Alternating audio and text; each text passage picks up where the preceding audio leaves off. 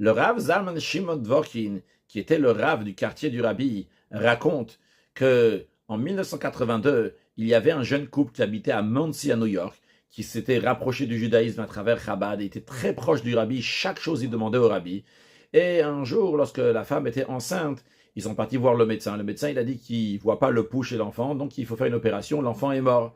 Ils ont demandé au Rabbi, et le Rabbi il a dit « attendre ». Quand ils sont repartis voir le médecin, il s'est mis en grande colère et il les a renvoyés. Ils sont partis chez un deuxième médecin qui a confirmé ce que son collègue, le premier médecin, a dit. Mais il a dit, vous pouvez attendre jusqu'au 9e mois, on fera l'opération au 9e mois. Quand ça arrive le 9e mois, l'enfant n'est toujours pas sorti. Il a dit, il faut faire une opération. Ils ont écrit au Rabbi, le Rabbi dit, attendre. Ils ont attendu. Et 2 jours après, un enfant il est né, un beau petit garçon. Ils ont fait une très grande brit mila avec une très grande joie. 2 semaines plus tard, ils reçoivent une lettre du Rabbi avec une bénédiction de Mazal Tov et un chèque de $718. Ils n'ont pas compris pourquoi $718. Le Rabbi n'envoie pas des chèques à chacun qui a un enfant, et pourquoi $718?